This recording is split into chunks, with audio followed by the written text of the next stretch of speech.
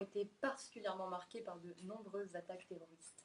Ce qui semblait être un groupe isolé est devenu progressivement une organisation très complexe, utilisant de nouveaux moyens de propagande. Pour vous aider à mieux comprendre le phénomène, nous allons vous présenter les différentes utilisations et solutions entreprises dans le cadre de la lutte contre le terrorisme, et plus particulièrement le cyberterrorisme.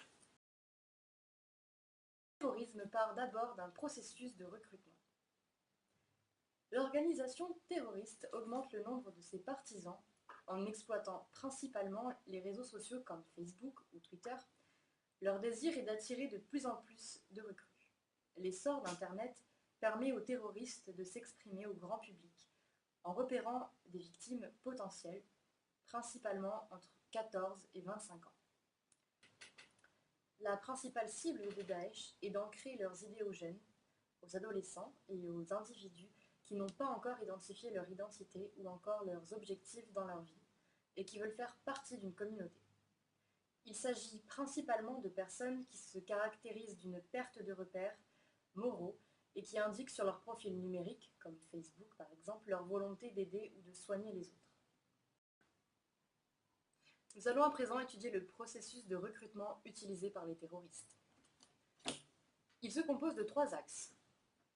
Dans un premier temps, les terroristes repèrent des cibles potentielles, souvent des jeunes entre 14 et 25 ans, les ajoutent comme amis afin de pouvoir discuter avec eux sur des problèmes du monde et sur leur découragement issu de leur environnement social. Un like à une publicité provenant du groupe Daesh suffit pour donner aux terroristes la possibilité de les approcher. En les faisant se sentir spéciaux, les jeunes commencent à briser leurs liens avec le monde extérieur et ils restreignent leur communication seulement avec les membres du groupe dit djihadiste. Ainsi, la première étape d'embrigadement concerne l'isolement et le clivage de l'individu de son entourage. La deuxième étape du recrutement sur les réseaux sociaux se limite à la destruction de l'individu au profit du groupe. Les terroristes tentent d'effacer les contours identitaires, à effacer la victime de ses repères anciens, comme le sentiment de la famille par exemple, et notamment ses souvenirs d'enfance. De cette manière, ils mettent en veilleuse les facultés mentales de leurs victimes en remplaçant leur raisonnement par le mimétisme. La troisième phase concerne l'adhésion de la victime aux croyances du groupe. À ce stade, les terroristes donnent à leurs victimes l'impression qu'ils sont élus par un groupe qui détient la vérité et qui doit sauver le monde. Leur but est de transformer la manière dont les recrutés pensent, agissent et parlent. Il s'agit de la destruction du cadre cognitif et de l'adaptation à l'idéologie du groupe.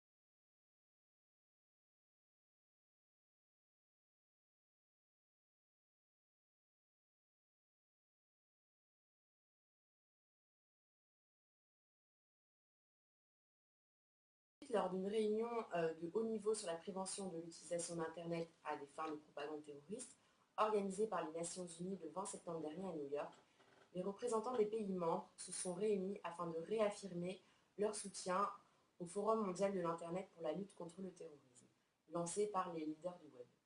Le secteur a été mis au défi de créer des solutions efficaces permettant de retirer des contenus à caractère terroriste dans un délai de 2 heures et de prévenir la mise en ligne de ces publications par des outils permettant de ne pas exposer ce type de contenu à des personnes qui seraient tentées par l'extrémisme. De plus, pour lutter contre le terrorisme, un site gouvernemental a été mis en place en France permettant de mieux comprendre ce phénomène de radicalisation et comment le reconnaître.